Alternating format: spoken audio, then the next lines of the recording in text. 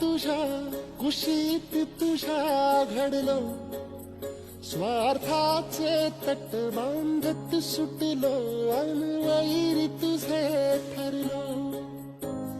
चालवुनी वैराचे नांगर नासवली माती, छिन्न तुझ्या देहाची ही